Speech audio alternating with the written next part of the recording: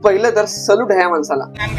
मेरा नाम मोहम्मद दीपक है भाई। मोहम्मद दीपक है आपका नाम। तर उत्तराखंडमध्ये बाबा सिद्धबली नावाचं एक हनुमानाचं मंदिर आहे आणि त्याच एरियामध्ये वकील सलमानी या मुस्लिम माणसाचं बाबा स्कूल ड्रेस नावाचं एक दुकान आहे। तर 26 तारखेला 6 ते 7 माणसं या दुकानात घुसली आणि या 30 वर्ष जुन्या दुकानाचं नाव चेंज करण्यासाठी वाद घालायला लागली। या तो बाबा बन जाओ। बाबा तेव्हा दीपक कुमार तिकडे आले आणि त्यांना वादाचं कारण विचारलं। बाबा है, वो है सिद्धबली बाबा। जितने वो खुली है, ये बाबा सिद्धबली शिव्स वगैरह क्या है? वो सब हिंदू की दुकान है। मुसलमान क्या हो गया? बाबा हे नाव फक्त हिंदू लोक यूज करू शकतात, मुस्लिम लोक याचा वापर करू शकत नाहीत आणि या गोष्टीवरून यांच्यामध्ये वाद झाला। मी विचारतो, जेव्हा हनुमानाचा पतंग बनवून उडवला जात होता तेव्हा कुठे होती ही लोक? दीपक कुमार यांचं फक्त एवढंच म्हणणं होतं की हिंदू मुस्लिम आपण सगळे एकच आहोत। ना मैं हिंदू हूँ, ना मैं मुसलमान हूँ, ना मैं सिख हूँ, ना मैं ईसाई हूँ। सबसे पहले मैं एक इंसान हूँ। आपल्या देशाला आता अशाच लोकांची गरज आहे आणि सोशल मीडियावरती मोस्टली लोक यांना सपोर्ट करतात, हे बघून खूप बरं वाटतंय। तर तुम्ही पण ह्या व्हिडिओला शेअर किंवा रिपोस्ट करून लोकांना जागरूक करण्यासाठी हेल्प करा।